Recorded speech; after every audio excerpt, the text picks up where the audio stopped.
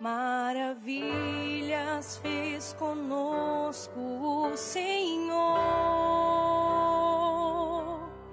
exultemos de alegria. É um momento que nos pertence. Às vezes a gente fica tão preocupados com o futuro, né? A gente nem sabe se a gente vai ter. Ou então a gente passa boa parte do nosso tempo faturando o passado, pegando as faturas do passado, olhando se valeu a pena, se não. E nos falta muitas vezes a sensibilidade de observar a vida que está ao nosso redor neste momento. Dudu Falcão e Lenine, que são os autores dessa música, paciência, uma palavra forte para os dias de hoje. Tudo hoje nos convida a ir com muita pressa. O mundo hoje é apressado.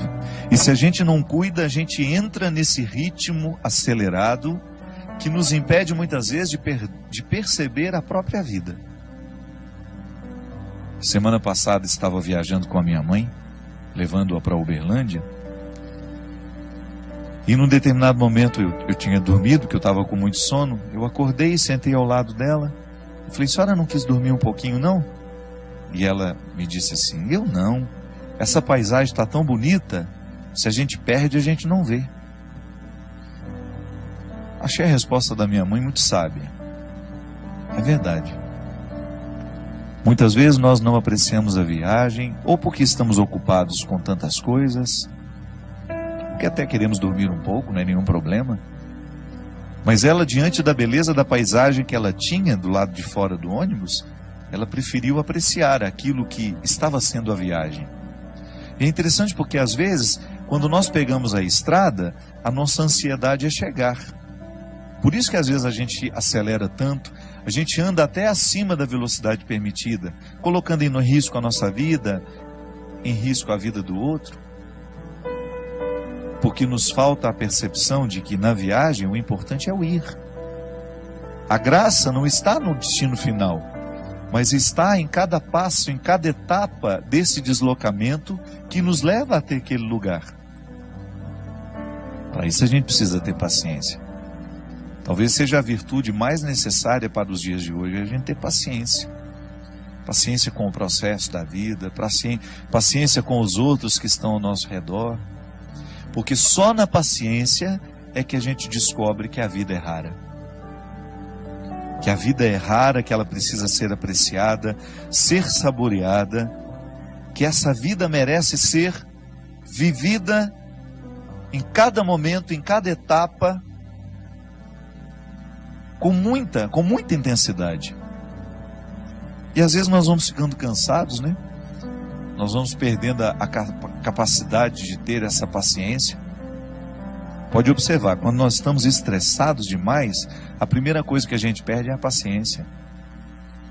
A gente tem dificuldade de lidar com o tempo, a gente tem dificuldade de lidar com as esperas, com as demoras, a gente quer tudo para ontem.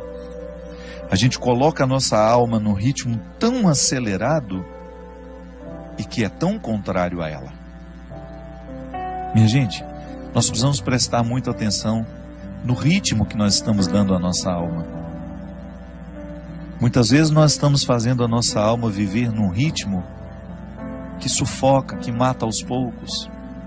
E quem é que impõe esse ritmo à alma? O corpo. Porque nós não podemos separar as duas realidades. A antropologia cristã nos ensina que corpo e alma precisam ser conjugados juntos. Mas você não pode esquecer que elas têm necessidades diferentes. São duas realidades que necessitam de coisas diferentes. O corpo precisa de atividade física, precisa de alimento, precisa de descanso, precisa de conhecimento. Não é assim que funciona? Se você cuida bem da saúde do seu corpo, você vai observar a necessidade de vez em quando fazer um check-up, fazer um exame de sangue, examinar tudo aquilo que é o funcionamento do seu corpo, porque você quer viver, você quer ter saúde. Então, para ter saúde, é preciso administrar as necessidades do corpo. É preciso compreender o mecanismo do corpo, como é que ele funciona, quais são as necessidades que ele tem. corpo precisa ser hidratado, então por isso a gente não pode esquecer de beber água. O corpo precisa de higiene, por isso que nós não podemos deixar de tomar banho, cortar o cabelo, cortar as unhas. O corpo precisa de ter dinâmica, ele precisa estar disposto. Para isso que a gente coloca uma disciplina de atividade física, para que esse corpo não fique envelhecido mais do que a idade que você tem. Isso também acontece, às vezes a gente está com 50 anos, mas por causa da vida errada que a gente deu ao corpo, que a gente impôs ao corpo, talvez a gente já esteja com 70 anos na carne, mas não na realidade. Então o corpo tem necessidades que, se a gente não observa, ele entra num processo de falência logo. Aí aquela vida bonita que você poderia desfrutar, você não desfruta porque você foi negligente com as necessidades do seu corpo. Aí você vai para as necessidades da alma. Oh meu Deus, como são diferentes as necessidades da alma. A alma precisa de oração, a alma precisa de silêncio. Claro, é o corpo que faz esse silêncio para que depois a alma possa sentir. Eu gosto de dizer que quando o corpo fica calado, até que a alma comece a sentir os benefícios do corpo estar quieto e calado, vai um tempo, não é imediato. A alma fica rebuliça dentro do corpo porque a gente está sempre apressado. Nós estamos dando ao corpo um ritmo alucinante constantemente. Então a alma tem dificuldade de descansar. E a oração, a verdadeira oração, é aquela que, calado o corpo, a alma também começa a se calar. E aí ela começa a ficar propensa a Deus. Ela começa a ter a possibilidade de ter um encontro com Deus. Por quê? Ao disciplinar o corpo numa quietude e num silêncio, a alma começa a entrar neste contexto de silêncio, de quietude, que é onde a gente vai ter a oportunidade de ouvir Deus falar com a gente. A alma precisa de música. Quantas vezes você chegou cansado em casa, tomou um banho, deitou na sua cama, colocou uma música que te relaxava e você sentiu que a sua alma agradeceu aquele carinho que você fez a ela? Isso é oração também. Ainda bem que nós temos aqui, as músicas que nos fazem rezar. Ou gosto de dizer, as músicas que rezam por nós. A gente grava tantos CDs todo ano. Aqui na Canção Nova você tem uma infinidade. Nós temos aqui o novo trabalho, o meu, Deus no Esconderijo do Verso. Todas essas músicas compostas, pensadas, elaboradas, gravadas, para que a alma viva o deleite que a arte pode trazer. São canções naturalmente religiosas que vão fazendo com que a nossa alma desfrute dessa tranquilidade. A arte ensina a nossa alma a ser paciente. A oração ensina a nossa alma a ser paciente. Aqui na Canção Nova nós temos tantos produtos para isso.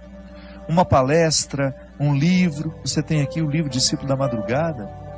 Você começa a ler um livro que foi preparado para isso.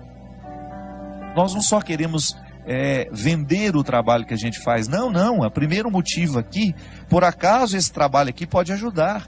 Ajuda aqui a Canção Nova, ajuda as minhas obras, ajuda a tantas pessoas. Mas o primeiro objetivo que a gente tem quando escreve um livro, quando compõe uma música, quando a gente grava um CD, é proporcionar àqueles que nos acompanham, que acreditam no nosso trabalho, proporcionar um aprendizado da paciência nessa alma.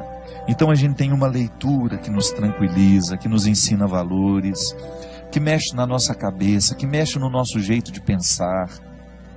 Aí você vai percebendo este movimento natural de Deus, trazendo essa paciência que é tão fundamental para que a gente tenha equilíbrio para enfrentar as pressas da vida. Porque eu vou te contar uma coisa, hoje é impressionante como nós encontramos pessoas que estão destruindo as suas vidas porque não aprenderam a paciência. A pressa nos mata. Você que está me ouvindo, eu tenho certeza que você sofre na sua carne as consequências da sua ansiedade. A ansiedade te adoece. A falta de paciência prejudica o seu relacionamento com os outros. Nós estamos agitados demais, nós estamos vivendo para fora demais, nós temos compromisso demais, quietude de menos. Você sabe que eu, na minha vida, como eu sou uma pessoa que tenho uma vida muito pública, eu estou o tempo todo encontrando muita gente, eu trabalho muito, eu tenho muitos eventos, eu viajo toda hora, eu encontro muita gente. Eu assumi uma regra para mim. Quando eu chego na minha casa, ali é o meu claustro. Às vezes eu não aceito convite nem para atravessar a rua para almoçar na casa da minha vizinha. Porque eu sei que a minha alma precisa dessa quietude. Eu preciso do meu silêncio. E eu só saio quando eu realmente tenho de sair.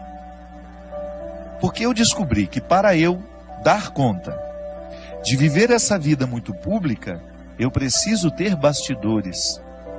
Eu preciso ter o meu espaço de vida consagrada ao silêncio, à quietude, à oração. Porque nessa correria nem sempre eu consigo.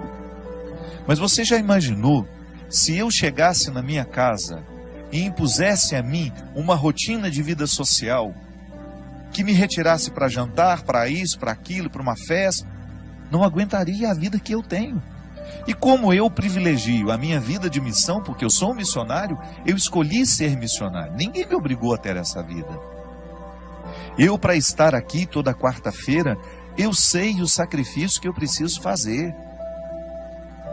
Para eu poder pegar as estradas e enfrentar os inúmeros desafios das estradas, a dispersão das estradas. Minha gente, às vezes até num camarim, que é aquele lugar último antes de entrar no palco para cantar. O camarim deveria ser o lugar da oração, do sossego, da tranquilidade. Isso não existe para mim. É lá que muitas vezes claro, não estou reclamando, estou dizendo, é a vida que ficou assim. Às vezes eu tenho tanta gente para atender, tanta gente querendo conversar comigo, que quando eu subo no palco, me restam 2, 3 minutos ali só para me concentrar, para entrar ali no palco e dar tudo de mim. Essa semana mesmo, eu fui a Poços de Caldas e eu tinha 1h30 para fazer o evento, porque eu precisava pegar a estrada de madrugada, que eu tinha um compromisso logo cedo em Taubaté. Senão eu não ia conseguir dormir nem 2 horas.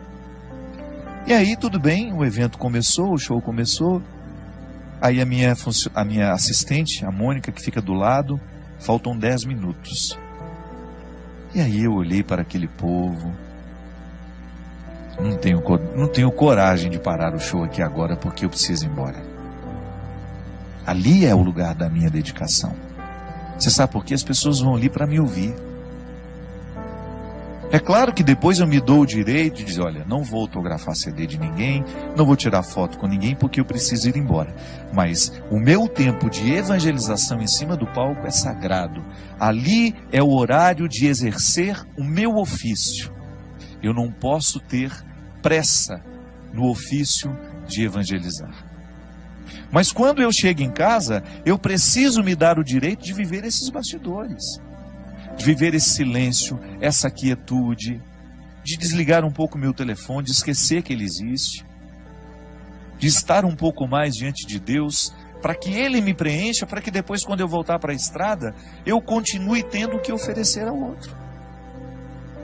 Olha aqui, você tem uma vida diferente da minha. Você não tem essa necessidade de evangelizar como eu evangelizo. Mas não se engane. Você também tem a mesma necessidade que eu tenho de ter bastidores. Sua vida te exige. Você tem uma vida social que te joga para fora o tempo todo. Você trabalha muito, você encontra muita gente. E qual é o espaço que você cria para criar dentro do seu coração esse espaço de paciência que só Deus pode nos dar? Qual é o espaço que você cria para que Deus tenha condições de moldar a sua alma de acordo com a sua vontade, com o desejo que Ele tem? Qual é o espaço que você oferece a Deus para que o seu florescimento espiritual aconteça? Para que você não se desgaste demais nessa vida que não para, nessa vida que é tão rara, e que muitas vezes você não percebe por causa do modo de vida que você escolheu viver? Quando eu dou o meu testemunho de que eu tenho estrada demais e muitas vezes bastidores de menos, e que por isso que quando eu chego em casa, eu tenho que me recolher e proporcionar ao meu coração uma restituição espiritual, eu fico pensando também os meus amigos que são padres, que enfrentam no seu dia a dia o desafio de atender as pessoas o tempo todo, porque muitas vezes as pessoas não estão preocupadas com o descanso do padre. Eu já encontrei muitos padres que ficam até constrangidos de dizerem que vão tirar um dia de férias, uma segunda-feira, por exemplo, para descansar. É direito dele. Ele precisa restituir no coração aquilo que ele oferece ao longo da semana. Há padres que celebram 5, 6 missas por domingo. Isso é desgastante, minha gente. A graça de Deus nos sustenta, mas nós também precisamos buscar a quietude para que esta graça alcance o nosso coração e nos restitua com a nossa paciência. Muitas vezes nós encontramos os nossos padres, os nossos pastores dando patada no povo. Não é porque eles são ruins, não. É porque eles estão cansados, eles estão excessivamente carregados. Por isso que nós, como leigos, vocês aí, que acompanham os padres de vocês, prestem atenção se o padre não está trabalhando demais, se vocês não estão exigindo demais dele. Ofereça a eles isso. O padre vai passar um dia lá em casa, ninguém vai te importunar, nós vamos oferecer uma casa onde onde o senhor possa descansar um pouquinho, passar um tempo com pessoas que não vão te exigir nada como padre, onde o senhor seja apenas um ser humano, onde o senhor possa rezar, possa ficar em silêncio. E você não pode negligenciar na sua vida a construção deste espaço. Até na nossa vida consagrada, nós que somos consagrados a Deus, eu vejo aqui na Canção Nova, como esses meninos e meninas trabalham. Eles trabalham muito. O meu diretor mesmo, China, que agora está trabalhando ali nos bastidores. Quantas vezes esse menino passa a noite editando programas, às vezes o programa que vai ter de ser repetido, ele passa a noite editando esses trabalhos. Trabalha muito. Se você vê esta equipe que está aqui, eles são trabalhadores e não tem muito tempo, não. Mas você vai olhar para eles, você vai buscar na vida deles, os consagrados sobretudo, sempre encontram o seu espaço de estarem em silêncio diante do Senhor, buscando a restauração dessa vida espiritual que vai por água abaixo se a gente descuida. Eu já lhe disse isso aqui uma vez e volto a repetir. O fundador da Congregação dos Padres Sagrado Coração de Jesus, lá onde eu fui formado, graças a Deus, toda a minha formação eu devo à Congregação do Sagrado Coração de Jesus. Padre João Leão Deon, ele dizia assim: Deus não pode fazer nada com as nossas obras se antes Ele não possuir o nosso coração. É disso que eu estou falando. Quando nós oferecemos a Deus o nosso serviço e esquecemos de oferecer a Ele o coração, que é a metáfora de todos os meus bastidores, Deus não poderá restituir aquilo que eu ofereço ao outro através do meu trabalho. E em pouco tempo eu estarei oferecendo a mim. E oferecer a mim, somente a mim, vai me desgastar demais. Eu vou ficar cansado, eu vou perder a paciência, eu vou ficar estressado, eu vou ficar bruto com as pessoas e eu vou esquecer a delicadeza, que é justamente a característica de todo cristão. Portanto, não tenha medo de introduzir na dinâmica do seu cotidiano o espaço da sua restauração interior. Pode ser 5, 10 minutos. Silêncio, oração, respiração profunda. O exercício da respiração profunda é excelente para quem quer descansar, para quem quer dormir bem. Uma boa leitura, uma música que vai lhe fazer bem. Não vá para a cama sem lhe oferecer este oásis que vai lhe dar condições de trabalhar essa paciência dentro do seu coração. Maravilhas fez conosco o Senhor, exultamos